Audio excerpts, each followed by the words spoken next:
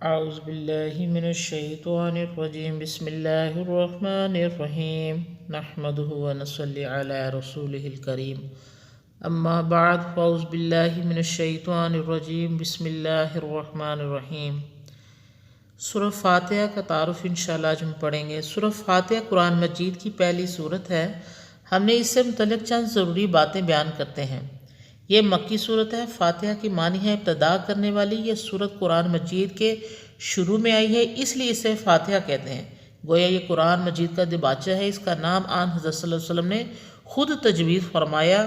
اس کے بعد اور بھی کئی نام ہیں، مثلا سورہ شفا کی اس کی تاسیس سے روحانی اور جسمانی شفا حاصل ہوتی ہے۔ القرآن یہ کہ قرآن کی اصل ہے اور قرآن مجید کے سب علوم اس میں جمع ہیں۔ تعلیم المسئلہ کی اس میں خدا تعالیٰ نے بندوں کو سوال کرنا سکھایا۔ السبیہ المثانی کی اس کے 7 آیتیں ہیں اور وہ بار بار پڑھی جاتی ہیں۔ الحمد کے اس میں خدا کی خوبیوں کا بیان ہے۔ اس طرح اس کا اور بھی بہت سارے نام ہیں۔ سورہ الکنز، الاساس اور صلاۃ وغیرہ بھی اس کے نام ہیں جن سے اس سورت کی فضیلت ظاہر ہوتی ہے۔ اس سورت کی اہمیت اس بات سے ظاہر ہے کہ یہ نماز میں بار بار پڑھی جاتی ہے۔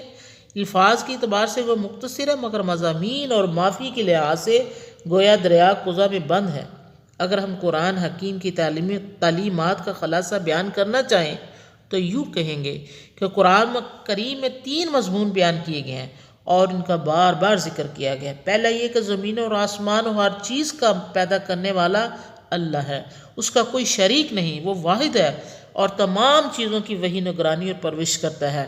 دوسرا مضمون یہ ہے کہ ہر انسان اپنے کاموں کا خود ذمہ دار ہے اور قیامت کے روز تمام لوگوں کو اللہ کے دربار میں حاضر ہونا ہے، جہاں کاموں کا جانچ پڑتال کی جائے گی اور انہی کے مطابق جزا اور سزا دی جائے گی۔ تیسرا مضمون یہ ہے کہ دنیا کے ہر ملک اور ہر قوم میں اللہ کی طرف سے رسول بھیجے گئے ہیں جو لوگوں کو سیدھی اور غلط راہ میں فرق بتلاتے رہے اور نیکی کی ہدایت کرتے رہے۔ قرآن مجید کی یہ تینوں مضامین سورہ فاتحہ میں چند جملوں کے اندر بیان کر دیے گئے ہیں۔ جناب ابی سعد بن معلہ سے روایت ہے کہ حضور صلی اللہ علیہ وسلم نے مجھ سے فرمایا کہ دیکھو میں تمہیں مسجد سے باہر جانے سے پہلے بجتر قرآن کی ایک اہم سورہ بتا دوں گا، آپ میرا ہاتھ پکڑ کر چلے۔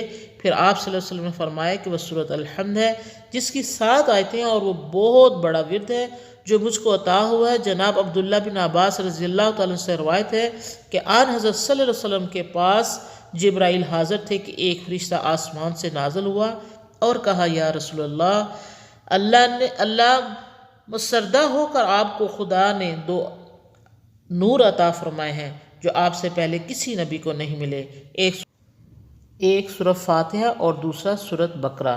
آپ نے دیکھا کہ یہ سورت کس قدر فضیلت والی ہے، گویا سارے قرآن کا خلاصہ ہے۔ اس سورت کو خاص توجہ اور غور کے ساتھ پڑھنے، سمجھنے اور دوسروں کو سمجھانے کی ضرورت ہے۔ اللہ ہم سب کو توفیق عطا فرمائے، آمین۔